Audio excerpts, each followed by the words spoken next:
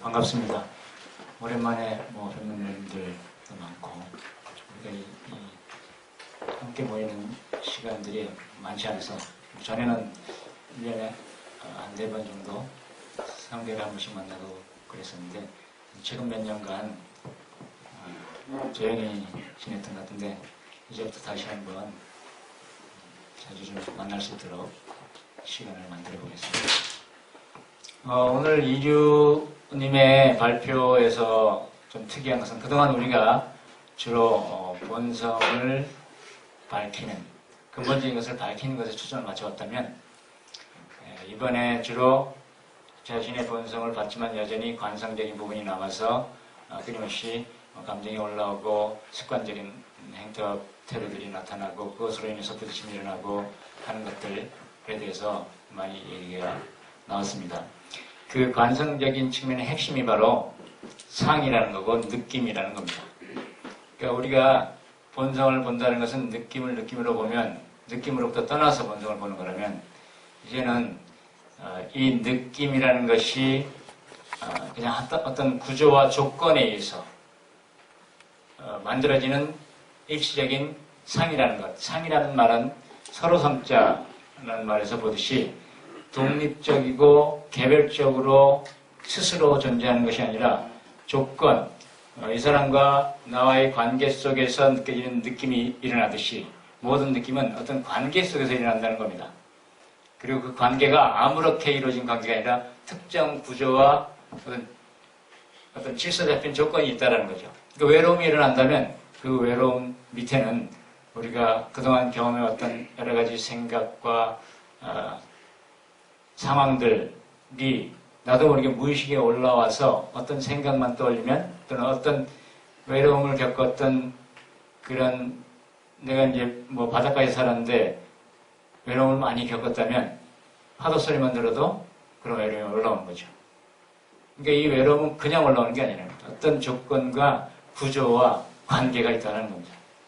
그것이 바로 한마디로 하면 상이에요. 상이라는 것은 서로 상자고 마음의 이미지라고 알고 있지만 서로 상자라는 말 자체가 이것은 저것 때문에 있고 저것은 이것 때문에 있다는 인연입니다. 불교의 핵심이죠. 그러니까 인연이라는 것은 독립적으로 존재하는 뭔가가 없다는 뜻입니다. 관계에 맺었을 때만 나타난다는 거죠. 예를 들면 내가 손을 이렇게 벽에 댔을 때 매끄러운 느낌이 난다면 매끄러운 느낌 또는 이거 외로운 느낌이라면 이 매끄러운 느낌은 손과 이 탁자가 만났을 때만 일어나는 일시적인 현상이라는 거죠.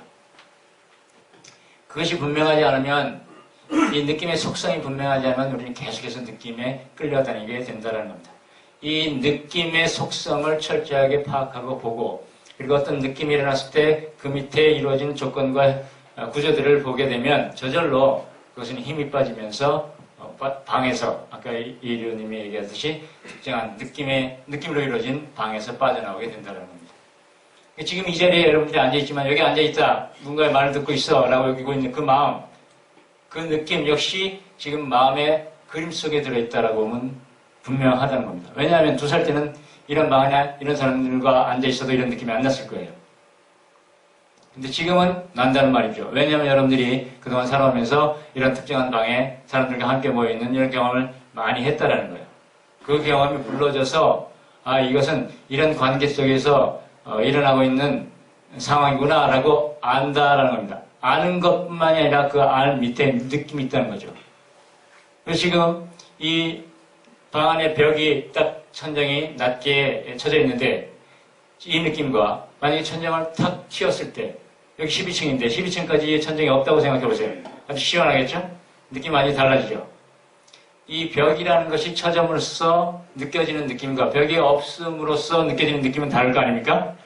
똑같이 우리가 어떤 경험의 마음을 불러일으켰을 때와 다른 경험의 마음을 불러일으킬 때 느낌이 달라진다는 거예요.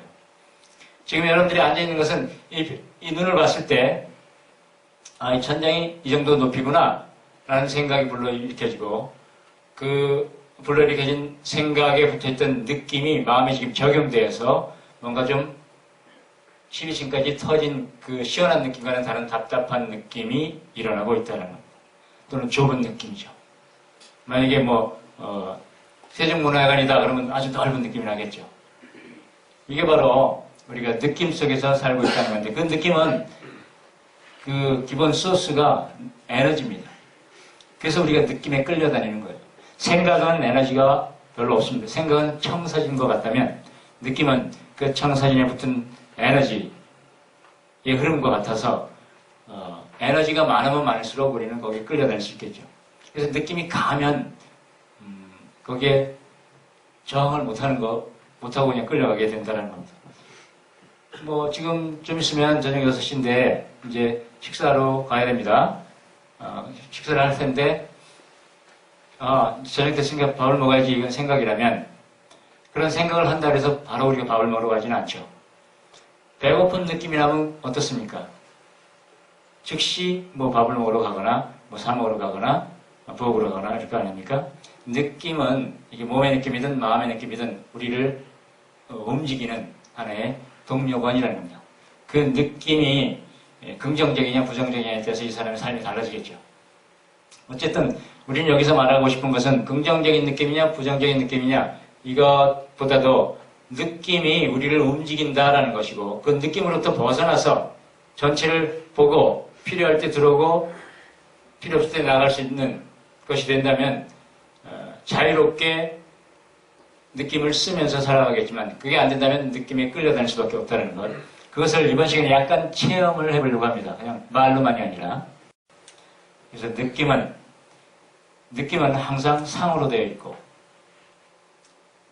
그리고 느낌은 에너지라는 것. 그래서 상이라는 것은 관계이기 때문에 관계에는 항상 에너지 장이 형성된다는 겁니다. 그 부분을 한번 살펴보려고 합니다. 상이라는 것은 서로가 서로에게 의존하여 생겨난다는 것을 의미합니다. 의존한다는 것은 개별적이지 않다는 것이고 이것이 인연이라는 말의 진정한 의미입니다. 우리의 경험 세계는 우리가 경험하는 세계는 우리의 감각기관이 일으키는 모든 느낌의 세계라는 겁니다. 감각기관과 감각대상이 만나 일으키는 느낌의 세계라는 것. 지금 이 자리에 여러분들이 앉아 있습니다. 앉아 있다는 것을 어떻게 경험하고 알고 있습니까? 엉덩이가 바닥에 닿은 촉각을 통해서 또 시각이 저 벽에 닿아서 반사돼 들어오는 광자들이 내막막을 치는 그 거리감에 의해서 또 이 소리가 들려오는 이 단과 의자 사이의 소리의 거리감 이것들이 내 감각기관으로 자극을 줘서 그 자극되는 경험이 마음에 쌓여서 마음의 그림을 만들어내고 이 전체의 구도가 잡히는 거죠. 근데 2살 때는 1살 때는 이런 소리를 들어도 이 구도가 거리감이 안 잡히기 때문에 마음의 그림이 생기지 않습니다. 지금은 마음의 그림이 바로바로 생기는 거죠. 그러니까 이런 구도 속에 앉아있으면 벌써 여러분들은 이런 방 안에 앉아있어 라는 마음의 그림이 생겨난 거예요. 그래서 이런 느낌이 나는 겁니다. 모두와 함께 있다는 느낌, 이런 거리감 속에 있다는 느낌, 이런 공간 속에 있다는 느낌, 공간감, 시간감 이런 것들 통해서 내 마음의 그림이 생겨나고 내 마음의 그림 중에 나라는 것도 하나 들어있는 거죠.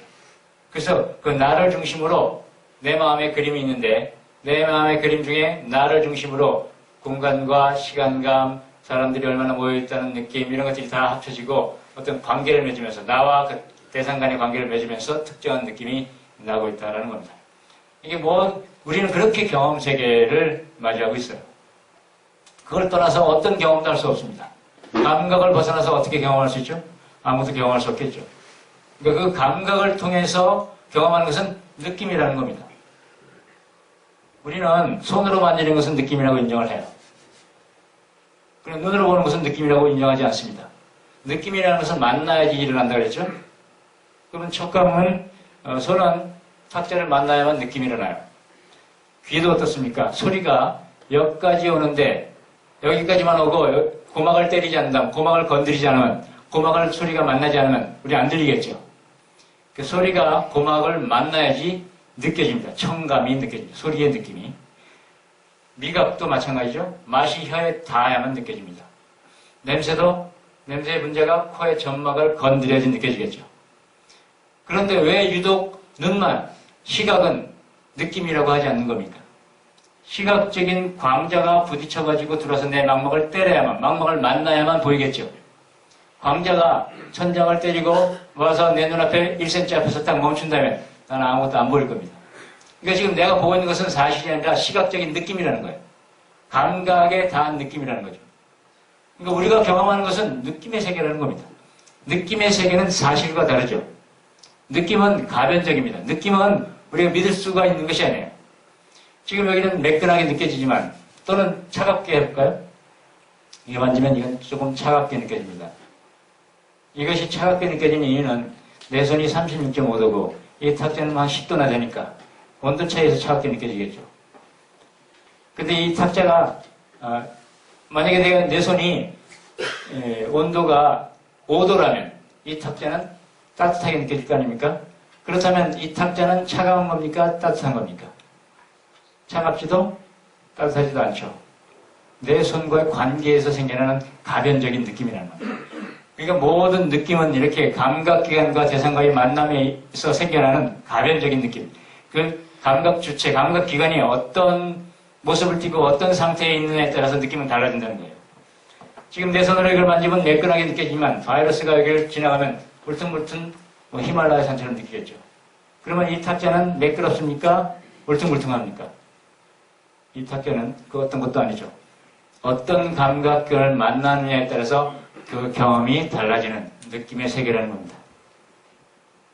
그래서 이것을 칸트는 기본적으로 우리는 물 자체를 건드릴 수 없다라는 한마디로 정의를 했었습니다. 자, 그럼 느낌이라는 것은 무언가 한번 보겠습니다. 느낌의 속성은 첫 번째 일시적입니다.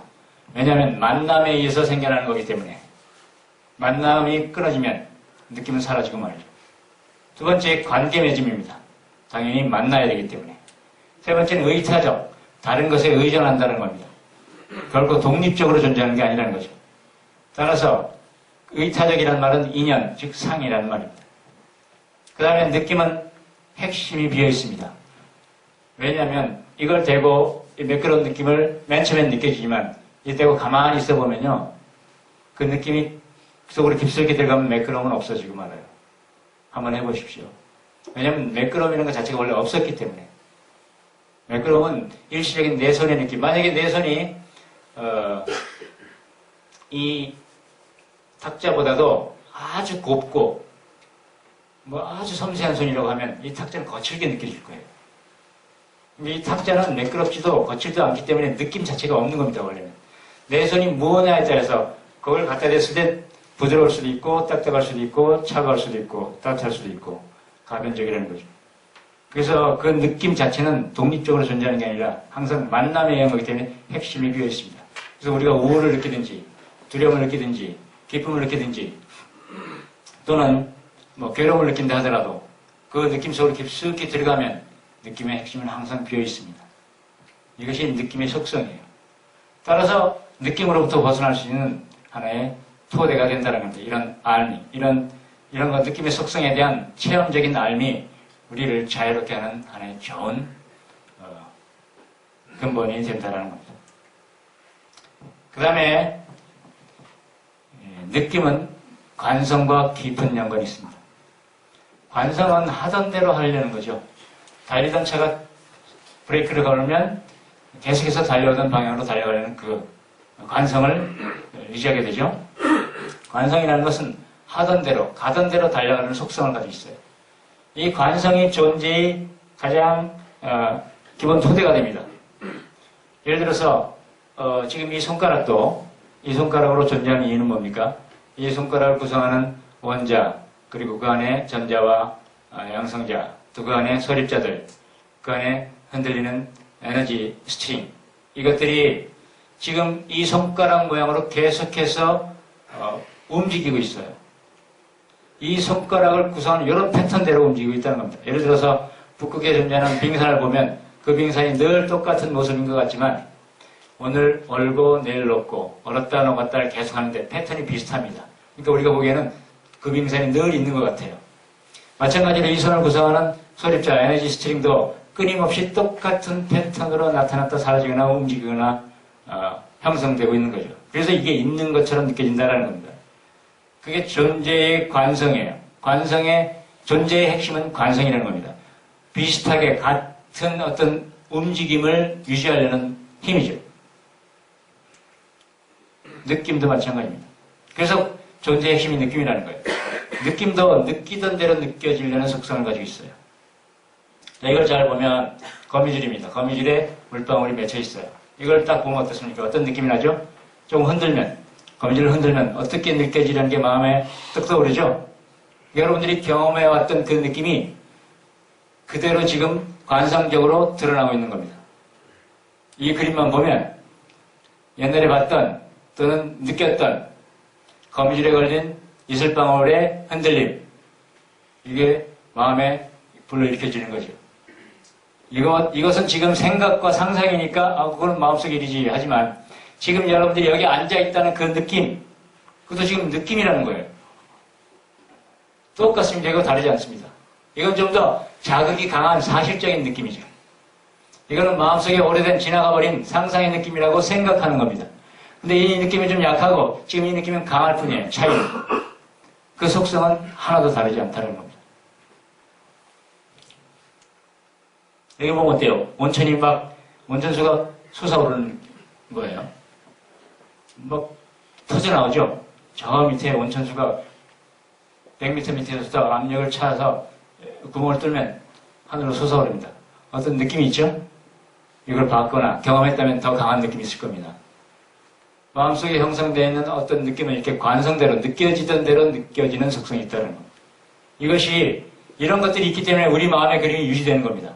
나중에 오늘 경험했는데 오늘 이 불빛을 경험했는데 이런 밝기 이런 느낌이 있었는데 내일 왔더니 또 달라지고 모레 왔더니 또 달라진다면 그러면 이 느낌은 내 마음에 흔적을 남기지 않을 거고 흔적이 남지 않으면 관성대로 발현되는 기능이 없을 거기 때문에 내가 한 달 후에 다시 오면 완전히 새롭게 느낄 거예요. 근데 이거는 제가 봐왔던 비슷한 그 전등의 느낌이에요. 그건 뭐냐면 내 안에 있던 그 느낌, 형성되어 있는 그런 느낌이 다시 리플레이 되는 거죠. 재생되는 것 뿐입니다. 그러니까 이건 불의 느낌이야 이렇게 익숙하게 느껴지죠. 안 그러면 이게 이게 뭐지? 야 신기한데? 이런 느낌이 나겠죠. 태어나서 처음 보듯이. 자, 그렇다면 그 느낌이라는 것, 그것은 상이라고 했는데 상이라는 게 뭐냐면 서로 의존한다고 그랬어요.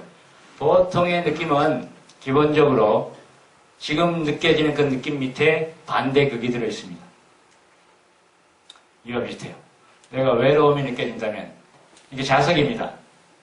N극과 S극. 외로움이 느껴진다면 그 외로움은 내가 전에 경험했던 충만함, 외로움이 없는 하나가 되었던 느낌, 이것을 그 무의식 아래 두고서 느껴지는 상대적인 상이라는 겁니다. 충만함을 경험하지 못한 사람은 외로움을 느끼지 않습니다. 그러니까 내가 지금 외로움을 느껴진다면 무의식에는 충만함이 올라와 있는 거예요. 마치 여러분들이 포토샵 그림 아시죠? 포토샵이라는 그림 프로그램 거기 보면 어때요? 전경과 배경이 있지 않습니까? 배경은 흰색이고 전경이 붉은색이면 붉은색 그림을 그리면 붉은색 사과를 그리면 이건 잘 보이겠죠? 근데 배경이 붉은색이고 사과도 붉은색이면 보입니까? 안 보이죠? 안 느껴지겠죠? 마찬가지로 배경도 외로움, 전경도 외로움이면 안 느껴집니다. 내 무의식의 배경에 충만함이 올라와 있기 때문에 지금 현재 의식의 외로움이 느껴진다는 거예요. 이게 바로 상이라는 겁니다. 상의 핵심이에요. 무의식적 배경에는 지금 현재 의식적으로 느껴지는 것에 대비되는 느낌이 올라와 있어요. 느껴지지 않지만. 의식적으로 느껴지지 않지만. 그게 있기 때문에 우리가 외로움이라는 걸 느낄 수 있다는 겁니다. 근데 그 외로움은 일단 기본적으로 청사진으로 남아있다가 이 외로움을 일으키는 상황과 조건을 만날 때만 느낌이 탁 생겨난다는 거죠. 독립적으로 자기 혼자 아무 이유 없이 나타나지 않죠. 뭔가 이유가 있습니다. 상황과 조건이 있어야 돼요. 그 조건을 만나서 외로움이 일어나는데 그 외로움이 느껴지려면 외로움이 아닌 충만함이 경험되어 있었어야 된다는 겁니다. 이게 바로 마음의 느낌을 일으키는 느낌의 장을 형성하는 원리입니다. 자석의 N극과 S극은 본래적으로 존재하지 않습니다. 다른 극성을 만날 때만 발현되죠. 외로움은 그것을 일으키는 상황과 조건에서만 일어납니다. 그리고 외로움과 충만함은 본래적으로 존재하는 것이 아니라 서로가 만났을 때만 존재한다는 거죠. 예를 들면 이 칠판을 보면 아주 각진, 네모의 각진 90도 각이 느껴집니다. 이 90도 각은 사실 이 뾰족한 느낌은 뾰족하기 때문에 느껴지는 게 아니라 이게 부드러운 곡선의 느낌 또는 원의 느낌 이걸 경험했기 때문에 거기에 기반해서 90도 각도가 느껴진다는 겁니다. 뾰족하다는 것은 뾰족하지 않은 둥글고 부드러운 느낌이 경험됐기 때문에 거기에 대비돼서 뾰족함이 느껴진다는 거예요. 그게 바로 N극과 S극은 본래적으로 존재하는 것이 아니라 상대적으로 서로가 서로를 존재케 하는 관계 속에서만 존재한다는 겁니다. 그러니까 어릴 때 뾰족한 느낌도 경험하고 둥그런 곡선의 느낌도 경험해서 점차 그 뾰족함과 부드러움이 분명해지기 시작한 거죠. 맨 처음에는 뾰족함을 느껴도 뾰족하다고 느끼지 않아요. 뾰족한 송곳을 본다 해서 뾰족하다고 느끼지 않습니다. 절대로 어린애는. 왜냐하면 아직 부드러운 곡선을 경험해 보지 못했기 때문에. 그래서 얘가 만약에 뾰족한 송곳만 계속 경험한다면 결코 뾰족하다고 느끼지 않습니다. 왜냐하면 뾰족함은 부드럽고 평평한 것에 대비된 느낌이기 때문에 그렇습니다. 예를 들면 자, 이것은 길게 느껴지나요? 짧게 느껴지나요? 도나드 손가락보다 요거 손가락보다 길게 느껴져요? 자, 이걸 갖다 대봤습니다. 갑자기 짧게 느껴지죠. 그러니까 꼭 손가락을 보지 말고 그냥 이것만 보면 어때요? 말할 수가 없는 거죠. 아니 느껴지기 느낌 자신의 느낌 어때요? 짧게 느껴져요? 그럼 지금 손가락 대비하지 않고 이걸 짧게 느끼는 분은 마음속에 이거보다 긴 것을 상정하고 있는 거예요. 자기 마음속에 이거보다 긴 것이 올라와서 그걸 기반으로 이걸 느낄 때 짧다고 느껴지는 거죠. 근데 마음속에 올라온 상정된 그 긴 것은 보이지 않습니다. 무의식적이기 때문에.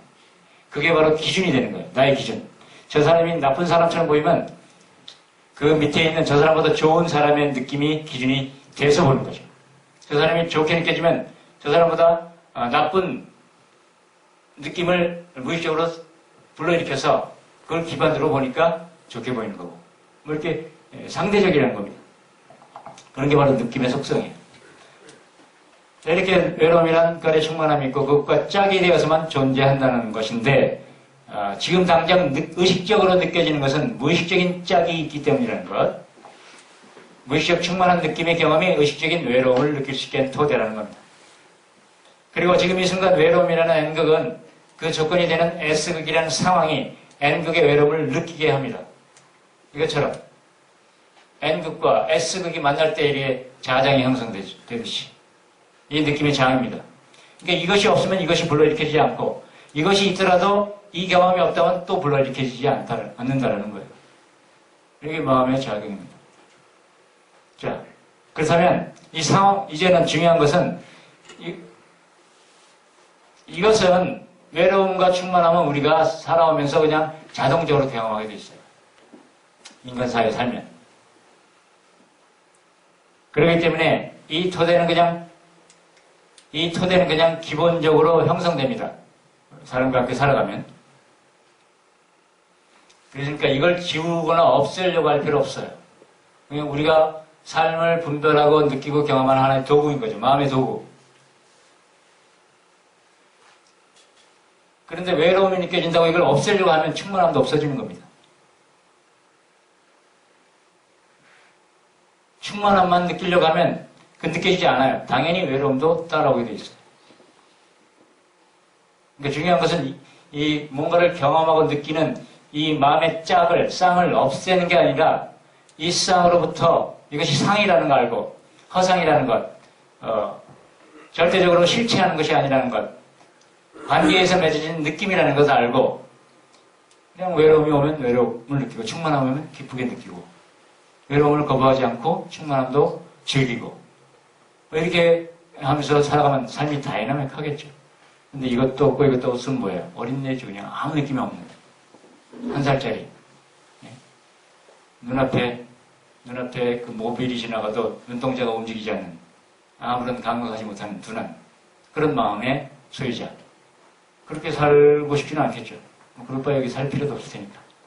그러니까 외로움을 두려워하면 충만함을 못 느끼는 거고 충만함만 끌려하면 외로움을 자꾸 외면하고 회피하기 때문에 도리어 외로움을 더 강하게 느끼게 되고 이렇다는 겁니다.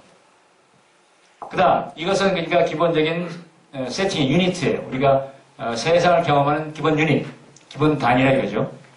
그것은 마음에 형성되는데 그걸 기반으로 이제 느끼는데 상황과 조건이 일어나면 얘가 자동적으로 올라온다는 겁니다. 문제, 관성은 여기서 문제가 돼요.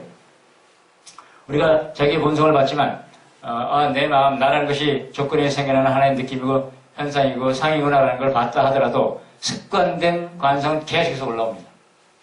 이 상과 느낌이라는 것에 대한 철저한 관찰과 원리를 파악하지 못하면 계속해서 이게 올라오는 것을 두려워하고 피하고 벗어나려고 하게 돼요. 그러면 그럴수록 얘는 더 세지겠죠. 그러니까 마음이 일어나는 과정을 봐야 돼요. 그러면 외로움은 왜 일어나냐면 얘가 일어날 수 있는 상황과 조건을 만날 때 일어나게 돼 있어요. 바로 구조가 주는 느낌이라는 겁니다. 이 사람 주변에 이 사람과 이 사람이 이런 구조로 서 있으면 어떤 느낌이 있을까요? 사람이 주는 구조적인 느낌이 있겠죠. 자, 이러면 또 이 사람이 좀 멀리 떨어지면 어때요? 느낌이 좀 달라지겠죠? 이 사람이 받는 느낌. 이러면 또 달라지죠? 한 사람이 더 있고 이렇게 이 사람이 받는 느낌이 또 달라지겠죠. 이게 지금 주변에 어떤 구조로 대상이 형성되어 있느냐에 따라서 내가 받는 느낌은 달라진다는 겁니다. 에너지적으로 느껴지는 거예요. 이거는 그냥 단순하게 생각이 아닙니다. 내가 여기 있을 때와 여기 이렇게 가서 이렇게 볼 때는 느낌이 다르겠죠. 이 느낌, 이건 에너지적입니다. 생각이 아니에요. 이걸 느껴내는 것, 이게 감지입니다. 자, 이럴 때 또 느낌이 달라지죠. 다른 사람이 왔어요. 이 각각의 구조 속에 들어있는 이 주홍색, 사람의 받는 느낌은 달라질 겁니다. 그러므로 내가 외로움을 없애려고 아무리 노력해봐야 지금 이 구조 속에 들어있으면 이 느낌을 느낄 수밖에 없다는 거죠. 내 외로움과 충만함의 느낌의 세팅을 아예 없애버리지 않는 이상. 그런데 중요한 것은 이 구조는 마음의 구조라는 겁니다. 외부의 구조가 아니라. 외부가 내 마음에 영향을 미쳐서 그림을 만들어 놓은 그림자적인 구조라는 거예요. 그것만 알면 이 그림자에서 빠져나오게 돼요. 그래서 이게 관성으로부터 자유로워질 수 있다는 겁니다. 외부 상황이 바뀔 필요가 없다는 거예요. 외부 상황을 인식하는 내 마음의 그림이라는 걸 알면 된다는 겁니다. 그래서 상황과 조건이라는 S극이 이 외로움이라는 N극에 자장을 걸고 이런 에너지장을 형성한다는 겁니다. 우리는 이 느낌의 세계를 부인할 수 없어요. 지금 현상적으로 나타나 있기 때문에. 왜냐하면 나라는 것 역시 하나의 느낌이기 때문에 그 느낌으로서의 나는 이 상황과 조건이 주는 느낌을 결코 부인하지 못합니다. 그래서 없애려고 하지 말고 그 프로세스를 보고 특히나 그 모든 프로세스가 마음의 구조, 마음의 그림이라는 걸 보면 그냥 저절로 벗어나게 된다. 외로움 자체만 다루려고 하면 실패하게 되는 이유는 외로움이라는 것은 아까 말한 대로 충만함이라는 쌍을 가지고 있고 조건 속에서 이렇게 구조를 형성하기 때문에 구조 속에서 일으키는 느낌을 없앨 수가 없다는 거죠. 그냥 이 구조 속에서 이 느낌을 받는데 그 느낌을 받지만 그 느낌을 없애려고 하면 할수록 잠시는 없애줄 수 있을 거예요. 주의를 그냥 주의제로 하면 됩니다. 우리가 배운 대로. 주의제로 하면 주변이 다 안 느껴지니까 자기 마음 편하겠죠. 우리가 뭐 선정에 들거나 산매에 들거나 이래버리면 주위에서 무슨 일이 일어나든지 상관없을 거 아닙니까? 느낌도 없어지는 거예요. 근데 그렇게 하고 다시 일상을 살아갈 수는 없잖아요. 일상이라는 끊임없는 느낌의 주고받음이에요. 그래서 느낌의 세계로 나오면 다시 괴로운 겁니다. 그렇기 때문에 외로움 자체만을 다루려고 하면 실패하게 되는 겁니다. 이것이 관계의 장에서 일어나는 현상이라는 걸 빨리 파악해야 된다는 겁니다. 그래서 가장 쉬운 방법은 보기 싫은 사람 있으면 그 사람 떠나면 되잖아요. 절이 싫으면 중이 떠나라. 그러면 되는 겁니다. 근데 떠날 수가 없어요. 중이 절을 떠나면 중이 더 이상 아니기 때문에. 여기에 딜레마가 있는 거죠. 그러니까요. 절이라고 여기는 그 마음이 내 마음의 그림이라는 걸 보면 된다는 거예요. 하나의 느낌이 일어나면 그 아래 스토리를 발견해야 됩니다. 왜냐하면 스토리가 바로 구조예요. 여러분들이 카라마조프카의 형제들 이런 책을 읽어보면 이게 장편이니까 이 초반부 한 5권째까지는 재미없습니다. 왜냐하면 마음의 스토리가 형성이 안 됐기 때문에. 그래서 한 5권 읽고 나면 마음의 스토리가 딱 형성되죠. 그래서 6권째부터는 책에서 손을 놓을 수가 없어요. 너무 재밌어서. 왜냐하면 재미는 스토리 속에서 형성되고 나타나는 거기 때문에. 구조 속에서. 여러분들이 드라마를 볼 때도 앞에 어떤 배경되는 지식이나 뭐 초반부에 어떤 그 쌓여있는 것들이 있어야지 재미있는 것처럼 한 10회 분량인데 5회 분량에 들어갔는데 내가 앞에 있는 걸 전혀 못 받으면 5회부터 바로 보면 재미가 없죠. 배경이 없으니까. 그러니까 배경이 있어야 재미이든 슬픔이든 두려움이든 괴로움이든 생겨나는 겁니다. 그 배경이 바로 스토리고 구조라는 거죠. 그 스토리가 발견되면 그 스토리로 인해서 느낌이 일어난다는 걸 알아채야 돼요. 느낌은 스토리가 있어요. 지금 그 어떤 외로움이든 두려움이든 그 느낌은 밑에 스토리가 있는데 그 스토리가 의식적인 스토리일 수도 있고 무의식적인 스토리일 수도 있습니다. 의식적인 스토리는 우리가 알아요. 아, 내가 왜 외로움을 느끼는지. 아, 내가 왜 괴로움을 느끼는지. 왜 두려움을 느끼는지 알아요. 그러나 무의식적인 스토리는 이유를 모릅니다. 두려움이 올라오는데 이유를 몰라요. 외로움이 올라오는데 이유를 몰라요. 그렇지만 그 이유가 없는 건 아니라는 거죠. 무의식화된, 내가 보기 싫어서 완전히 밀쳐놨거나, 내가 그 무의식적인 구조를 느끼는 느낌의 설명도가 약해서 아주 둔해서, 내 마음, 의식적인 마음이 둔해서 그걸 못 느끼면 당연히 이유를 모르게 되는 겁니다. 그러나 그 느낌이 없는 건 아니라는 거예요. 자, 그것을 우리는 가족 세우기라는 걸 통해서 아주 면밀하게 들여다볼 수 있습니다. 가족 세우기는 독일의 버트 헬링거라는 분이 개발한 치료법인데, 한 사람의 문제가 그 개인의 문제가 아니라 이 사람이 살아온 형성을 맺고 있는 가족 간에서 생겨나고, 더 나아가 그 가족의 부모나 조부모, 그 윗대로부터 물려받은 에너지적인 흐름, 이것이 연계되어 가지고 관계가 맺어져서 현재의 느낌과 괴로움과 문제들을 일으키고 있다, 이렇게 보는 게 가족 세계인데, 그래서 가족을 세우면 그 가족이 이상하게 느낌이 일어나요. 제가 맨 처음에 가족 세계를 국내에 우리가 처음 소개했습니다.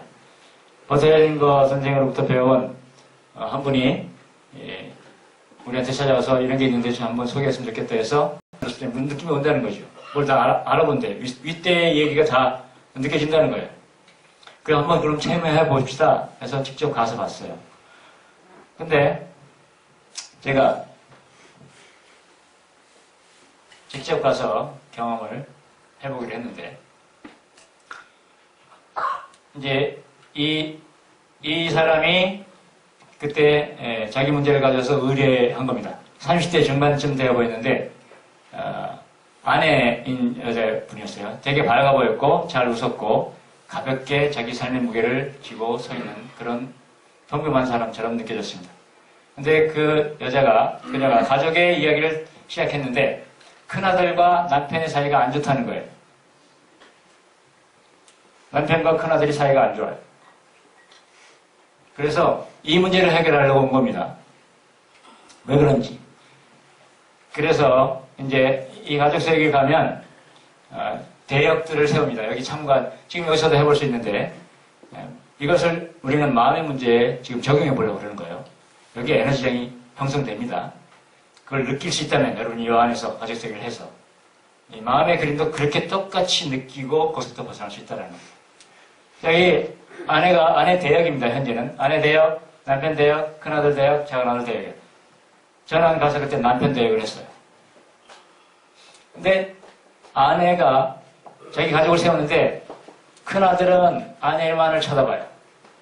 아내도 큰아들을 쳐다보고 작은아들은 남편을 쳐다보고 나는 이제 남편으로 서 있었으니까 그때 내 느낌이 뭐냐면 요 구도가 딱 세워지니까 어떤 느낌이냐면 큰아들은 저 멀리 있는 것 같아요. 사실 이게 더 가까웠거든요. 거리상으로. 내가 이 아내만을 쳐다보니까 자기 엄마만을 쳐다보니까 내가 느끼기에는 되게 먼 것처럼 느껴졌어요. 그리고 내 앞에 있는 작은아들은 저 멀리 있었지만 나를 쳐다보고 있었기 때문에 되게 가깝게 느껴지고 있었어요. 그러니까 이런 멀고 가까운 느낌이 이 구조 속에서 탁 느껴지더라는 겁니다. 그래서 그 가족의 대역들을 그 위치와 방향, 거리들을 이 아내가 느끼는 느낌 속에 느낌대로 세운 거예요. 근데 사실은 들여다보면 뭡니까? 이 그림은 누구의 그림이에요? 아내가 가족을 느끼던 느낌의 그림이죠. 자기 마음속 그림이에요. 근데 이 가족사역에서는 이것을 실제 가족의 어떤 에너지 형성이라고 보고 있죠. 물론 당연히 실제 이 사람이 느낀 전체 가족의 느낌. 근데 만약에 남편 보고 다시 와서 그리라, 세우라면 또 다른 구도가 세워질 겁니다. 남편이 경험하는 구도는 또 다르겠죠. 그렇지만 여전히 자신한테 영향을 미치고 있는, 가족한테도 영향을 미치고 있는 그림이겠죠. 그러니까 이 그림은 아내의 그림이면서 가족 전체 이 그림을 기반으로 아내가 가족들을 대할 거니까 가족 전체에 영향을 미치는 그림이기도 한 겁니다. 또 남편의 그림은 또 다르겠죠. 이렇게 아주 한 가족이 여러 사람이 모였으면 에너지가 다이나믹하게 복잡하게 얽혀서 진행되고 있어요. 영향을 주고받고 있는 그림이 형성되고 있는 겁니다. 자, 이렇게 그림을 그리고 나니까 이제 진행자가 뭐냐면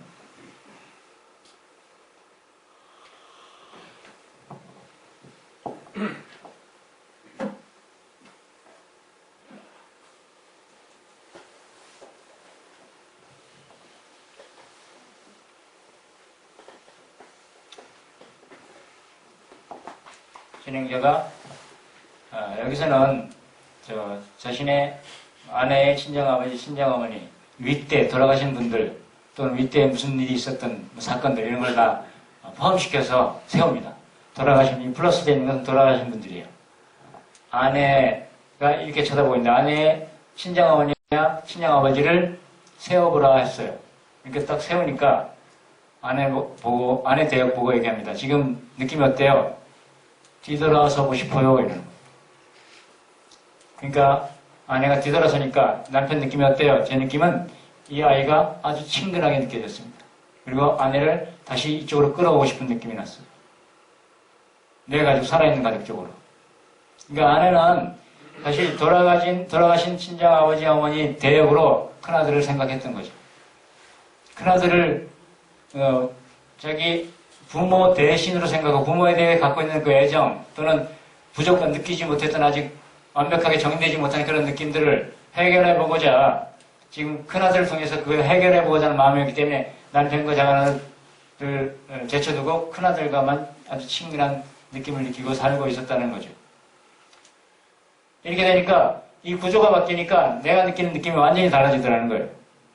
저 지금 여기서 말하는 건 가족 세계를 얘기하고자 하는 게 아니고 구도가 바뀌면 그 안에 있는 남편, 즉 동일시된 남이다. 저는 지금 이 가족하고 저는 상관이 없어요. 근데 이 구조 속에 들어가니까 이 구조가 주는 느낌이 느껴지고 달라지더라는 거죠. 내가 읽고 있을 때는 어떤 느낌이 있었는데 이렇게 되니까 느낌이 완전히 달라지더라는 겁니다. 얘에 대한 느낌도 이 사람에 대한 느낌, 얘에 대한 느낌이 달라지더라는 거죠. 지금 우리가 느끼는 느낌은 마음의 구조가 형성되어 있고 그 중에 일부에 내가 동일시되어 있기 때문에 나타난다는 겁니다. 이걸 여러분들의 마음에 외로움을 일으키는, 두려움을 일으키는 또는 분노를 일으키는 하나의 구도라고 생각해 보자고요. 그 구도가 내 마음에 이런 스토리가 형성되어 있고 그 중에 내가 여기 있고 누군가가 나를 무시했고 이런 구도가 내 마음에 그려진다면 나는 무시당한 느낌이 난다라는 거죠. 내 마음에 이렇게 그려진 구도라는 겁니다. 근데 이 무시당한 느낌이 그냥 네 마음일 뿐이야 이렇게 말한다고 해서 첫 번째는 그겁니다. 무시당한 느낌 뭐예요? 느낌일 뿐입니다. 느낌이 실제가 아니에요. 그러니까 그 모든 느낌으로부터 가벼워지면 본질로 가게 됩니다. 그렇다 하더라도 지금 우리가 말하고 있는 것은 관성적이고 고질적이고 아주 오래 묵은 그런 느낌, 그런 감정에 대해서 지금 얘기하고 있어요. 관성은 그런 겁니다. 일반적인 감정은 생각만 없어지면 사라져요. 그러나 관성적인 느낌은, 감정은 아주 오랜 고질적인 감정, 어릴 때 당한 뭐 트라우마 같은 거, 이런 거는 쉽게 사라지지 않는다는 거예요. 내 몸과 마음에 무의식에 각인되어 있어요. 무의식적인 느낌을 지금 다루려고 하는 겁니다. 그럴 때는 이 구성되어 있는 이것이 그래 그 마음의 그림이지, 스토리야 하고 느낌은 느낌이야 하면 그냥 빠져나올 수 있어요.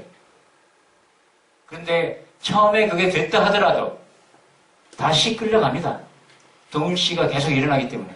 저 사람을 보면 좋았으면 계속 좋게 느껴지고 미웠으면 계속 밉게 느껴져요.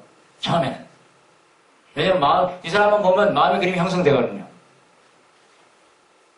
그러니까 저 사람을 볼 게 아니고 저 사람이 불러일으킨 내 마음의 그림을 봐야 된다는 거예요. 특히나 그 그림 속에 일부에 내가 동일시되어 있다는 걸 봐야 된다는 겁니다.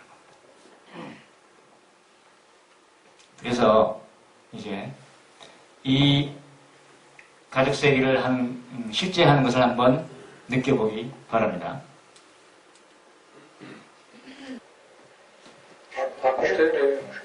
Raconter les choses comme... Tout ça, c'est ce qu'elle a écrit. Elle est mariée depuis 17 ans.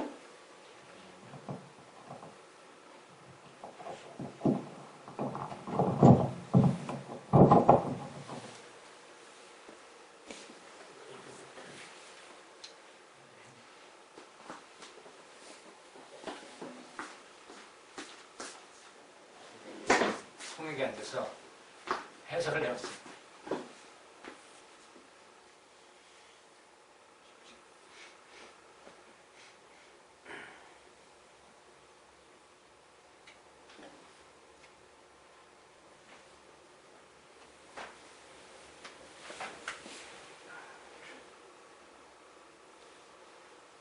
Sans enfants, avec un homme père de 3 enfants.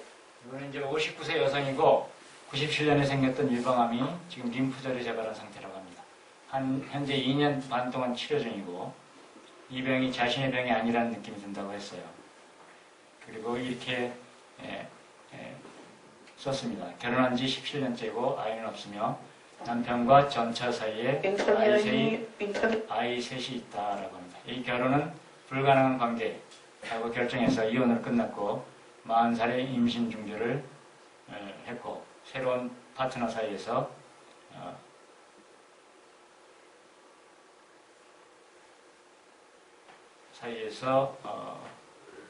이 남자의 아이를 40살에 낳게 했다고 합니다. 그리고 그녀의 부모님은 47년간 결혼 생활을 했고 자녀가 둘입니다. 이런 가족 관계를 쭉 얘기하고 있습니다. 그걸 듣고 진행해 Une 보겠습니다. réunion de 18 ans, avec une rupture, c'était sa décision, relation impossible.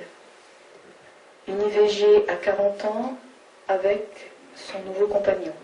Le nouveau ou le Alors, précédent? elle a écrit avec ce compagnon, et voilà, ça c'est une interprétation. Une IVG à 40 ans avec ce compagnon. Puis Ses parents, 47 ans de mariage, 2 enfants. Donc elle a un frère, sa mère est vivante. Son père est décédé d'un cancer à 68 ans, 4 ans après sa mère. Les grands-parents paternels, un enfant mort à 2 ans, est né de mon père, donc de son père. Ses enfants ont été laissés en nourrice par nécessité. voilà ce que nous savons. 이게 우리가 알고 있는 건데 이 얘기를 다 알고 시작하는 겁니다. Et maintenant, 이 여성을 대신할 대역을 선정합니다. demander de choisir une représentante pour cette femme. Allez-y.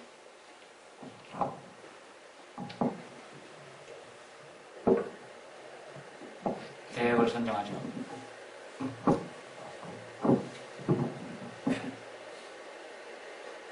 이렇게 보면서 느낌이 오는 사람을 찾습니다. 적절한 느낌이 오는 사람.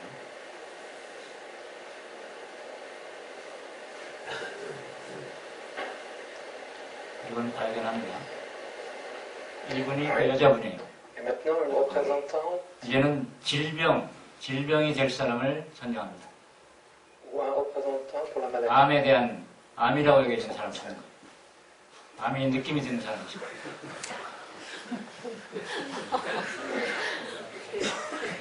시커먼 사람을 찾았습니다. Et pour cette femme, vous placez 그리고 sa représentante.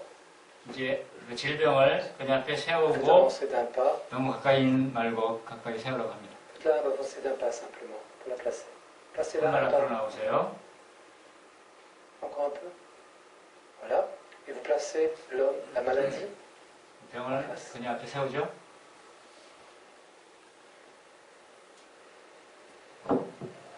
en face. Pas trop près. Là, à peu près. Vraiment en face, oui. C'est bien. Merci. Et les représentants, vous suivez simplement le mouvement. 이제는 이렇게 두고 이 두 사람이 어떻게 움직이는지 자신이 받는 느낌에 따라 어떻게 움직이는지 움직여보라고 하는 겁니다. 기다릴 거예요.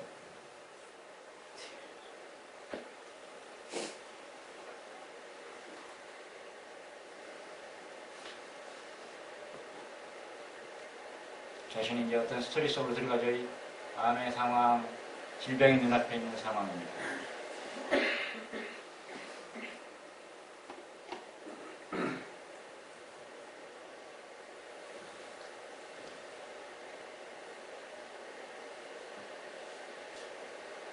질병의 손이 점점 올라가죠.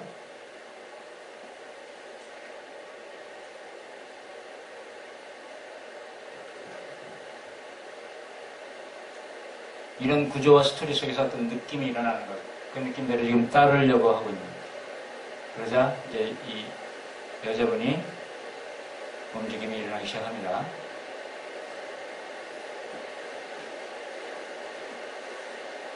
저쪽으로 몸이 기울어지고 있죠, 왼쪽으로.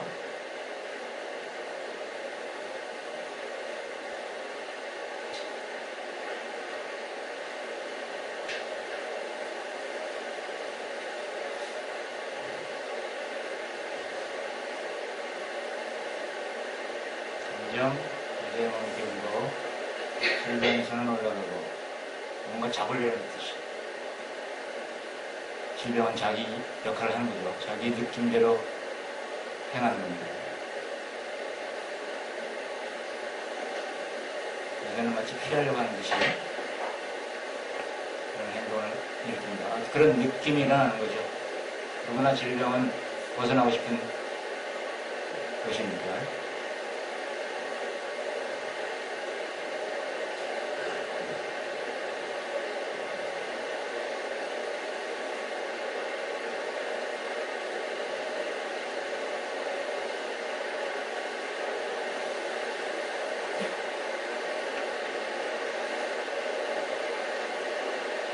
처음에는 이렇게 느낌이 천천히 일어나는데 바로 일어나지 않아요. 뭔가 에너지가 쌓이고 있죠. 자, 이제 진행자가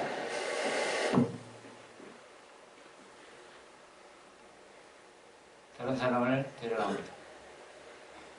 그 사람은 Vous vous représentez. 운명입니다. 이 여자의 운명. 운명을 Le 상징합니다. destin. 그러자 또 어떤 움직임이 일어납니다. 지금 어떤 구조가 생기고 있죠. 마음의 구조예요. 밖의 구조이기도 하지만. 자, 운명의 손이 여자의 손을 잡으려고 하고 있습니다. 질병은 가까이 다가오고 있고.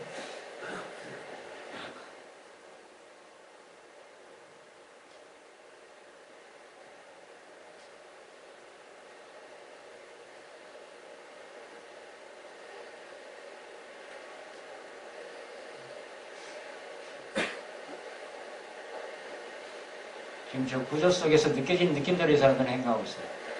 자기 일이 아니기 때문에.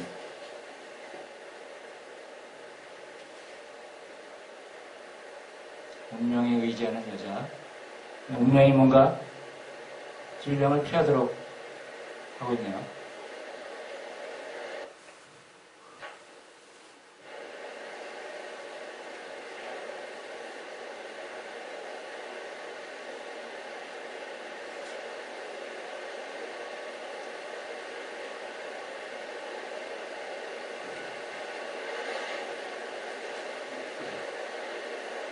왼쪽의 여자가 운명이죠. 오른쪽은 의뢰인입니다.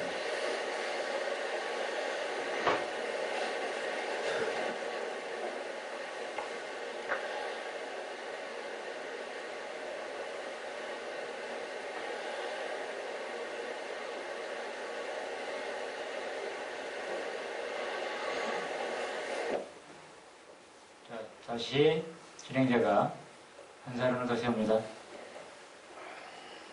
느낌이 오는 거예요. 지금 상황에서 새로운 구조가 생깁니다. Vous, vous représentez la vie, 당신은 삶입니다. et vous, son compagnon. 그리고 당신은 삶의 친구인 동반자인 죽음이에요. 삶과 죽음이 지금 앞에 섰어요.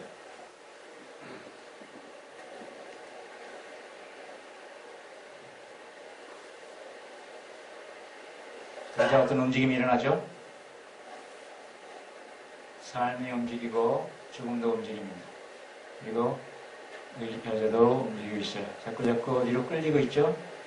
질병도 지금 저거 뭡니까? 뭔가 삶에게 휘둘리고 있습니다. 질병이.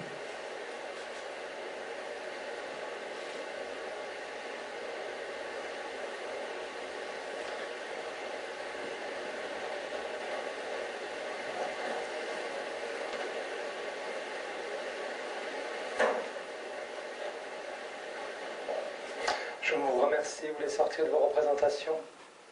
자, 이제 됐습니다. 나오세요 하고 이제 이분들한테서 내적으로 느껴진 에너지 흐름이 어땠는지 들어볼 시간을 가질 거예요.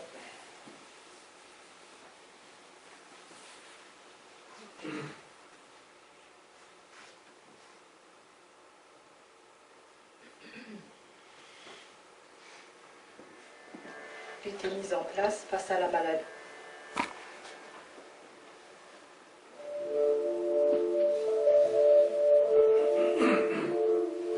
Quand j'étais 자, 이 사람이 의뢰인이죠. 암 환자이면서 59세 여성. mise en 제가 place 질병 face à 앞에 la 섰을 maladie, 때 j'ai senti un 제 몸이 왼쪽으로 움직이는 것 같았고 질병은 오른쪽으로 움직였어요. 질병이 정말 사악하고 흉악하다는 인상을 받았고요. 질병이 나를 붙잡고 싶어 했는데 나를 잡으려 할수록 내 몸은 점점 더 기울었어요. 그러다가 운명이 세워지자 저는 주저없이 운명에게 다가갔어요. 운명에게 손을 내밀었고 운명이 제 손을 잡아서 나를 돌려 세웠어요. 이게 자신이 의도적으로 한 게 아니라 몸에 느껴진 느낌대로 한 겁니다. 저 혼자서는 그럴 힘이 없었는데 운명이 저를 돌려 세워준 거죠. 제가 원했다면 운명이 이끄는 대로 안 할 수도 있었지만 저는 그대로 맡겼어요. 저는 왼쪽으로 몸이 기울었고 운명이 오자 바로 일어섰어요.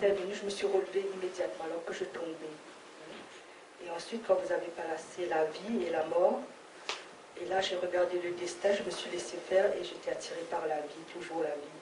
Et je regardais toujours le destin qui me mettait face à la vie. Et la maladie qui ne partait pas, qui était toujours là, qui était vraiment féroce, très féroce. Maladie. 자, 질병은 어떻게 느꼈는지 한번 들어보는 겁니다. La maladie était effectivement 당신이 삶과 죽음을 세웠을 때 저는 삶에 이끌렸어요. prête à tuer. 잠깐만. 질병이죠.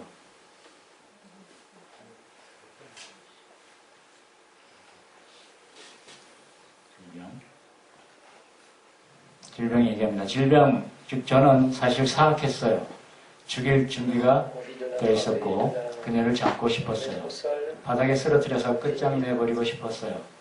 그러다가 le destin 운명이 arrivé, 다가오니까 le vide devant 허무했어요. 무엇에 매달려야 할지 모르겠더라고요. se raccrochait.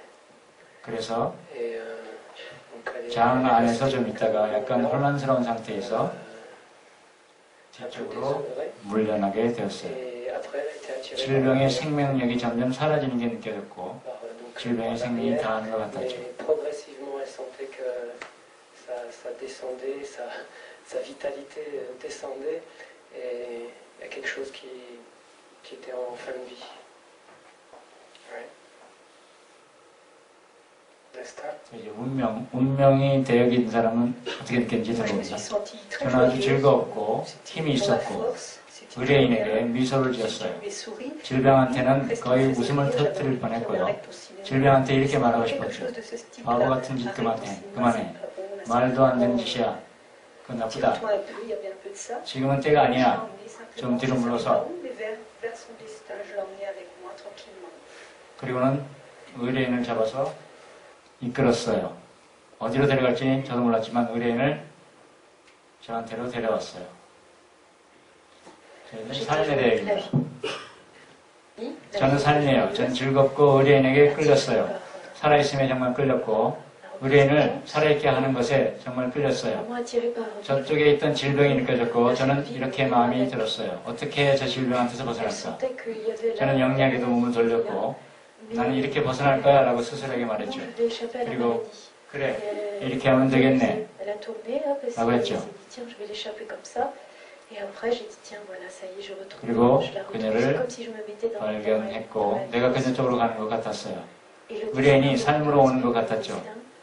나는 운명에게 엄청난 존경을 느꼈고 지금은 아니에요. 삶이 여기 있어요 라고 말했어요.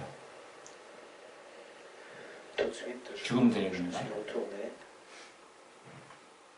저는 즉시 돌아섰고 그것과 할 게 아무것도 없었어요. 손이 약간 이끌렸고 Plus rien à faire. 그 다음부터는 전혀 힘이 나지 않았어요. 더 이상 상관이 없어졌죠. 이게 이 사람들이 내적으로 느낀 느낌들을 설명한 겁니다.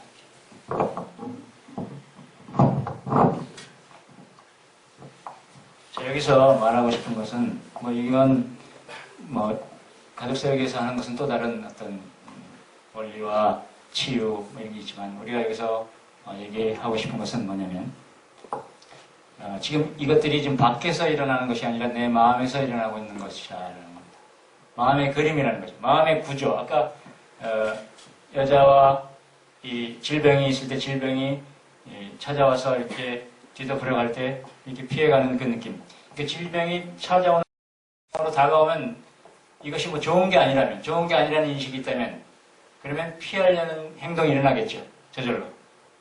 그러니까 이런 질병이라는 구조, 운명과 삶이라는 구조, 죽음이라는 구조, 그 속에서 이 여자가 하는 움직임과 행동은 구조 속에서 일어난다라는 겁니다. 그냥 혼자 일어나지 않고. 이것이 어떤 느낌이 있기 때문에 일어난다라는 거예요. 느낌의 구조라는 거죠, 이게. 이것이 내 마음의 느낌의 구조도 이와 유사하게 형성되어 있다는 겁니다. 내가 어떤 외로움을 느끼면 그 외로움을 일으키는 구조가 있고 그 구조가 고정적이고 정적인 것이 아니라 동적이라는 거예요. 움직인다라는 거예요. 그러니까 외로움도 항상 있지 않아요. 변하죠. 똑같지 않지 않습니까? 강해지기도 하고 약해지기도 하고 느낌이 달라졌다가 다시 돌아오기도 하고 이런 움직임 속에 있지만 기본적으로는 어딘가를 향해 가는 거죠. 즉 여자가 삶을 향해 가려고 하듯이 외로움은 거기서 벗어나려고 하는 움직임을 향해서 내 마음의 내적인 움직임들이 일어날 겁니다. 이렇게 느낌의 세계는 어떤 구조 속에서 일어난다는 것, 그리고 그 구조가 마음의 상이라는 것이 파악되면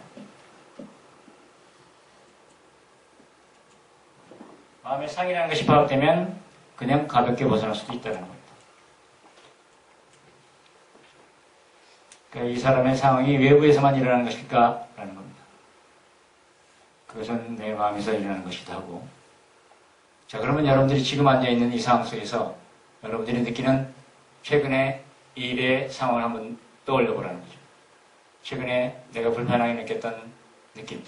일어났을 때, 또는 즐거웠던 느낌이 일어났을 때, 그게 그냥 일어나는 게 아니라 이런 동적인 느낌의 구조 속에서 일어나고 있다는 겁니다. 그런데 두 가지가 있는데, 하나는 의의 상황은 의식적 상황이에요. 의식적으로 느껴졌어요, 지금 현재. 근데 감정과 모드를 일으키는 무의식적 상황이라는 것이 있어서 그 무의식적 상황은 우리가 의식이 되지 않기 때문에 잘 모르고 느낌에 끌려가기 쉽다는 겁니다. 표면의 파도와 심층의 파도는 그 구조가 그러나 같기 때문에 표면의 파도를 느낌으로 파악하면 심층의 파도도 느낌이라는 걸 알고 벗어날 수가 있게 된다는 겁니다. 관성이란 무의식적인 느낌으로 되어 있어서 어떤 느낌을 일으키는 구조를 형성합니다. 그런 느낌은 에너지고 느낌은 상이며 의존적이라는 것, 배경의 조건을 그래서 다뤄줘야 된다는 겁니다. 느낌 자체를 다루려고 하지 말고 관성적으로 어떤 느낌, 감정이 계속 올라오면 그것 자체를 다루려고 하지 말고 그것을 일으키는 조건과 상황을 다뤄줘야 된다는 겁니다. 근본적으로는 느낌일 뿐이야 이걸 아는데요. 그러나 이걸 안다 하더라도 습관적이고 관성적인 것이 계속 올라오는데 그때 이걸 쓰는 겁니다. 그래서 오늘 여러분의 마음을 가지고 한번 연습을 해보자고요.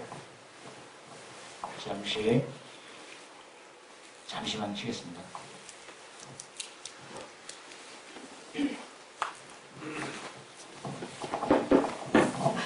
금방 하세요.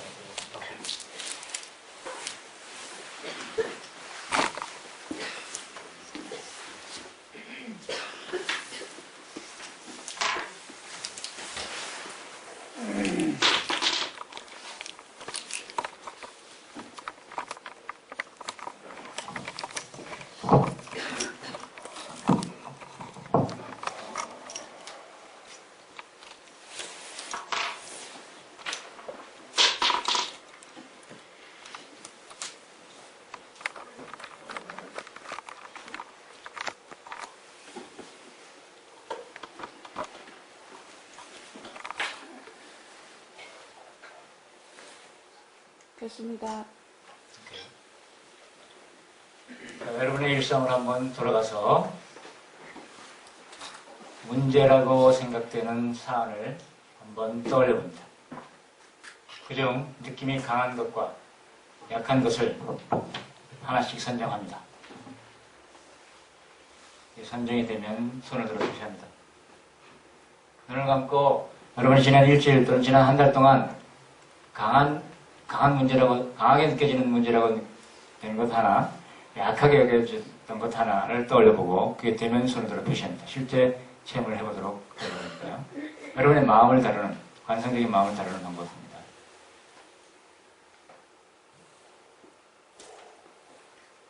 오케이, 반 정도 손을 드시면 제가 시작할게요. 오케이, 좋습니다. 지금 느낌이 강한 것과 약한 것을 하나씩 선정했습니다. 이때 강한 것은 강한 에너지가 그 스토리에 걸려있는 거예요. 강한 것의 조건이 되는 것을 한번 떠올려 보십시오. 여러분들이 강하게 감정을 느끼게 만드는 그 밑에 구조나 스토리. 근데 어떤 조건 속에 있는지. 조건이 떠올라지면 손을 들어 표시합니다. 오케이. 그 조건을 형성하는, 이제 상황과 조건이 떠올랐죠? 그 상황과 조건을 형성하는 그 안에 요소들을 한번 하나하나 떠올려 보세요. 그 요소들의 사이가 어떤 관계를 맺어져 있는지, 아까 가족 속의 그림들, 아내와 남편, 아들과 작은 아들이 어떤 구도로 서 있었는지처럼 여러분 마음속에 떠오른 그 조건의 요소들이 어떤 관계를 맺고 있는지 한번 들여다보세요. 이것들이 가족 세우기처럼 어떤 에너지적으로 형성되어 있음을 보도록 합니다. 그리고 그 안에 나라는 것이 포함되어 있고 그 나와 동일시되어 있기에 그 느낌이 생겨남을 파악해 보세요.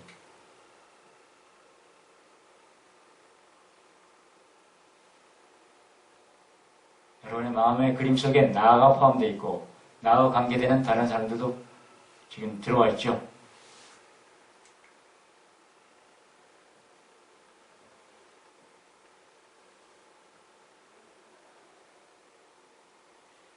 그게 파악이 되면 이제 그 속에 있는 나는 진짜 나가 아니라 내 에너지가 실려있는 동시된 나라는 걸 인식해 보세요. 그게 인식이 되면 거기서 빠져나와서 그림에서 나옵니다. 전체가 내 마음의 그림임을 인식하고 그렇게 되면 내가 빠지기 때문에 모든 그림의 구조가 무너집니다.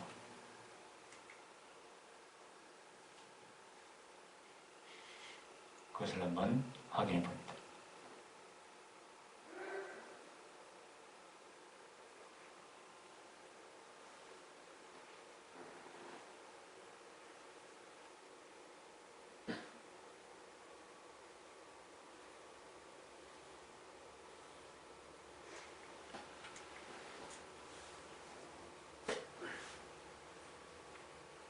자, 그렇게 해서 그 구조가 무너지면 돌아옵니다. 이것은 감지가 되어 있어야지 아주 강하게 다가올 겁니다. 감지라는 것이 그 느낌, 감지는 좋고 싫음이 빠져있는 분별되는 느낌이에요. 자, 눈을 뜨고 돌아옵니다. 이 스피커를 보면 여러분들이 뭐 좋고 싫음이 없다면 그냥 스피커와 이 벽을 분별할 수 있죠? 벽과 분별되는 그 스피커의 느낌, 그것이 감지라는 겁니다. 지금 말로 하니까 뭐 명확하게 잘 안 올 수도 있는데 감지를 아는 분은 다 아시겠죠? 그와 똑같이 이 감지의 지금 이 스피커의 느낌 자체가 내 마음의 느낌이라는 것을 아시겠죠? 똑같이 여러분들이 지금 떠올렸던 그 구조 속의 각 요소들이 여러분의 마음속의 느낌이라는 것도 아시겠죠? 그 요소들이 어떤 관계를 맺는 것도 마음속에서 일이고. 그러니까 중요한 것은 내 마음의 그림들이 특정한 느낌을 불러일으키는 요소들의 관계에 의해서 구조를 이루고 그 구조 속에 포함된 나라는 것에 내가 동시되어 있으면 구조에서 느껴지는 느낌이 느껴진다는 겁니다. 그러니까 내가 지금 이런 구조 속에 여기 서 있을 때와 저 뒤에 가면 나의 느낌 다르겠죠. 내가 어디 서 있느냐에 따라서 내가 느끼는 느낌이 다를 거 아닙니까? 마찬가지로 여러분의 마음속에 어떤 그림이 있고 그 안에 내가 들어있어야 돼요. 그러니까 어떤 느낌이 느껴진다는 것은 동일시된 나가 내 그림 속에 들어있다는 뜻입니다. 그것 자체가 하나의 내 마음의 그림이라는 거죠. 전체가. 이것이 인식이 되면 저절로 그냥 빠져나오게 된다는 거예요. 그림, 아까 매트릭스에서 빠져나오듯이 말이죠. 이것은 정적인 구조를 가지고 해봤어요. 실제로 삶에서는 동적인 구조입니다. 주로. 끊임없이 변화하고 구조가 바뀌고 느낌이 달라지죠. 좀 더 복잡해요. 그래서 정적인 구조를 가지고 연습을 해보고 그 다음에 동적인 구조, 실제 생활에서 일어나는 동적인 구조를 가지고 바라보는 연습을 하면 그러면 이 느낌을 일으키는, 감정을 일으키는 내적인 구조에 대해서 파악이 되고 거기서 빠져나오기가 쉽게 된다는 거예요.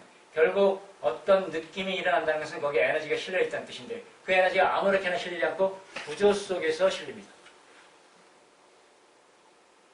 느낌에 에너지가 빠지면 느낌은 사라져요. 느낌이 일종의 에너지이기 때문에. 오늘은 시간이 많이 돼서 좀 더 해보려고 했는데 마지막으로만 설명을 하고 끝내겠습니다. 그런데 이 관성을 다루는, 느낌을 다루는 것이 근본적인 통찰을 이루는 것과 같이 가야지 그렇지 않고 이것만 하면 자기를 강화시키는 위험이 있습니다. 근본 통찰이 없는 이 관성을 다루는 작업은 문제없는 자아를 만들어줘요. 아무것도 걸리지 않아요. 그러나 자아가 있어요. 그리고 뭐라고 생각하냐면 나는 훌륭해. 무의식적으로. 나는 이런 거에 걸리지 않아. 자유로운 자아가 공고화된다는 겁니다. 관성을 자꾸 잘 다루면. 그런데 훌륭한 자아, 문제없는 자아는 새로운 번뇌의 시작이에요. 왜냐하면 자아는 늘 움직이고 변하기 때문에 가만히 있지 않습니다. 그러므로 감정으로 너무 힘이 들면 이 방법을 써서 그러니까 이 공부를 하는 사람들이 위험에 빠질 수 있는 것 중에 하나가 이거예요. 훌륭한 사람이 되려고 하는 것. 놀라운 사람이 되려고 하는 것. 이것을 밑바닥에 깔고 공부를 하면 바로 자기를 강화시킵니다. 근데 자기 강화가 되면 좋은 것 같지만 결국은 자기가 강한 사람은 자꾸 부딪혀요. 여러분 생각해 보십시오. 내 옆집에 나하고 뭐 나이도 비슷하고 직업도 비슷한데 저 사람은 한 달에 1,000만 원 벌고 나는 한 달에 10만 원 벌어요. 뭔가 배가 아프지 않습니까? 기분이 나쁘고? 그러면 괜히 저 사람 조금만 잘못해도 치고 싶죠. 어떻게든 끌어내리고 싶고. 이게 우주적인 흐름이에요. 균형을 맞추고 싶어요. 내가 낮아지면 나를 높이려고 하고 있고 부딪혀서라도 저 사람이 너무 높으면 저 사람을 끌어내리려고 해요. 그래서 시기와 질투가 일어나죠. 이게 흐름입니다. 왜냐하면 균형을 잡으려는 것이 우주의 흐름이에요. 그러니까 마음의 흐름도 그렇고 생활의 흐름도 그렇죠. 고기압에서 저기압으로 공기의 흐름이 흘러가서 기압을 맞추려고 하듯이 삼투압에서 농도가 짙은 곳에서 농도가 얕은 곳으로 물이 흘러가서 농도가 얕은 곳에서 농도가 짙은 곳으로 물이 흘러가서 농도를 맞추려고 하듯이 항상 균형으로 가게 온도가 높은 곳에서 온도가 낮은 곳으로 가서 온도를 같게 만들려고 하듯이 이 물리적인 세계에서도 이러지만 마음의 세계에서도 그렇기 때문에 나보다 잘난 사람을 보면 괜히 시기와 질투가 일어나면 이게 자연스러운 현상이에요. 나만 잘못된 사람이 아니에요. 마음을 가지고 있는 사람은 누구나 똑같아요. 자아를 가지고 있는 사람은 누구나 똑같아요. 그래서 자기가 강화된 사람은 훌륭한 자아를 가졌기 때문에 주변에서 공격을 당하기 시작합니다. 자기도 모르게. 또 밑을 내려다보기 시작하죠. 옆에 사람은. 그렇기 때문에 이 근본적인 통찰이 없이 이것만 하면 훌륭한 자를 만들고 훌륭한 자는 새로운 문제의 시발점이라는 걸 알고 이 연습을 해야 됩니다. 그렇기 때문에 감정으로 너무 힘이 들면 이 방법을 써서 감정의 파도를 가라앉히는 데 쓸 수 있지만 그게 아니라면 근본적인 통찰에 더 많은 시간과 에너지를 쏟아야 된다는 겁니다. 그래서 지금 즉시 마음의 그림에서 빠져나오도록 해보십시오. 고맙습니다.